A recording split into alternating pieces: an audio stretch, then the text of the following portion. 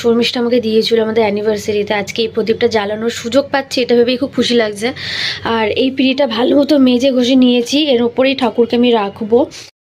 আর এইখানে এই যে থালা বাসনগুলো সব মেজে রেখে দিয়েছি, বিয়েতে পাওয়া, মানে মা দিয়েছে, একটা দুটো হয়তো গেস্টরা দিয়েছে। আর টুকটাক যেগুলো সেগুলো আমি পুরী থেকে কিনে এনেছি, তোমরা আগের ব্লগে দেখতেই পেয়েছো।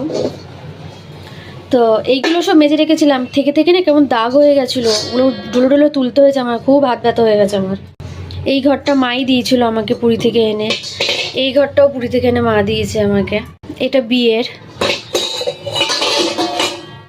অভিকে দিয়েছিল জলের গ্লাস আমার বাড়ি থেকে। আর এটাও অভিকে দিয়েছিল আমার বাড়ি থেকে, বাটি, জলের গ্লাস আর এই থালাটা। তো আমি এটা ঠাকুরের কাছেই লাগিয়ে নিয়েছি, কারণ ও তো খায় না, তাই এটু করে লাভ নেই, ঠাকুরের কাছে লেগে যাবে। আমায় দেয় না। চুপ কর, তুই কার সাথে